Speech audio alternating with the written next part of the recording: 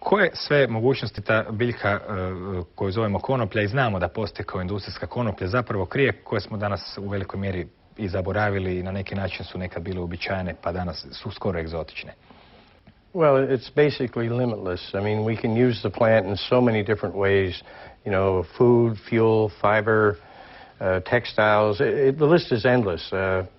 They estimate today that we can build 50,000 different things from the hemp plant. You know, hemp plastics, a wonderful fuel supply, both diesel and, you know, through ethanol.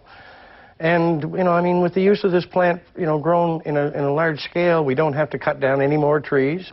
We can put an end to starvation. I mean, up until a few decades ago here, hemp was freely grown all over the world. And that's the way it has to become again, because we're poisoning our planet with all these fossil fuels. The uses, I mean, we made clothing from it, we made ropes, we made sails, we made books. The Bible was printed, you know, the whole Bibles were printed on hemp. In the States, the Declaration of Independence, the Constitution, written on hemp. But yet today we can't have it. But the biggest thing with the use of hemp, it's earth-friendly. It's not plastic, it's not polluting our environment. Like you see plastic everywhere along, you know, ocean frontage today, you know, buckets, pails, things that float in from the ocean, and they'll sit there for years. If they were made of hemp plastics, they would just be biodegradable and they would do no harm to the earth. Well, hemp detoxifies the soil. You know, soils that have been poisoned, it detoxifies the soil, and of course the roots of the hemp plant go very deep and they stay in the ground, and as they deteriorate, then they're providing nutrients for other crops. But I know in Virginia, they grew hemp there for many, many years, and they didn't have to rotate the hemp crop. They just grew hemp year after year, and it didn't depreciate the land. And like I said, the food source from hemp is just truly beyond belief. I mean, just one female hemp plant can provide an enormous amount of seeds. And we need that, you know, we need that food source today on this earth. Well, the hemp seeds themselves, I mean, if you have nothing else to live on, if you have hemp seeds, you'll never starve to death. They say that Buddha lived for 6 years on one hemp seed a day. I kind of doubt that. I think maybe it was a handful. But it has all of the, you know, the omega-3, the omega-6. It has everything you need for healthy life. And it's like I said, when you see people today starving to death in these countries, in these harsh climates, well, hemp will grow in a harsh climate. So we could end all these people starving. Grow the hemp plant. It's the answer. Well, there were actually, see, where hemp was so necessary in those times, back in the 1700s, if you were a farmer in North America, you were forced to grow hemp. It was against the law not to grow it, because they needed that source for their canvas and for their ropes and their paper.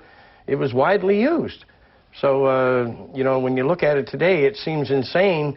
Now it's outlawed and no one can grow it. They used to say, like, 1 acre of hemp. Now, an acre is 208 feet by 208 feet each way. Off of 1 acre of ground, the old scale, they could produce 500 gallons of ethanol off the hemp that was grown on that acre.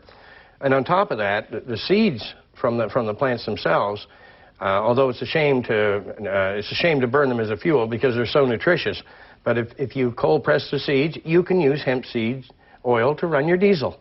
You can run your tractor or your truck off the hemp seeds.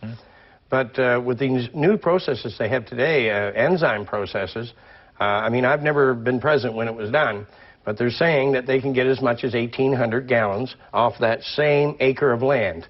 Now, that's just a very small piece of land.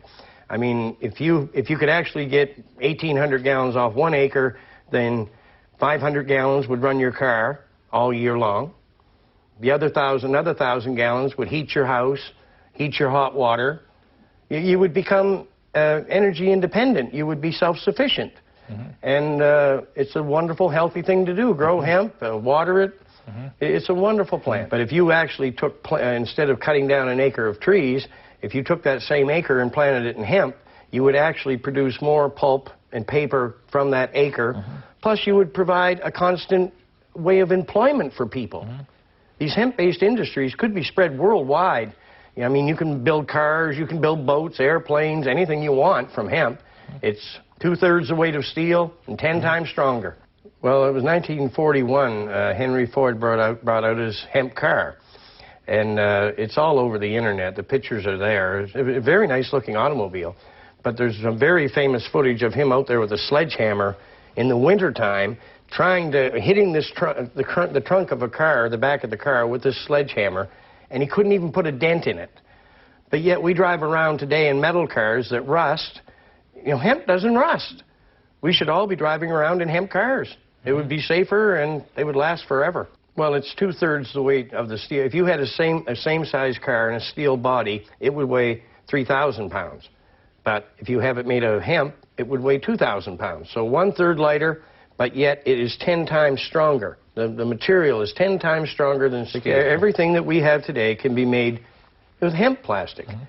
And I mean, the amazing thing with that plant, it's got the highest cellulose count of any plant on Earth. It's something like 77%.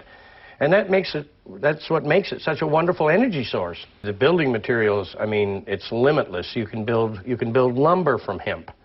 You can build anything that you can imagine, a table, the chairs, your car, your home, everything could be built from hemp.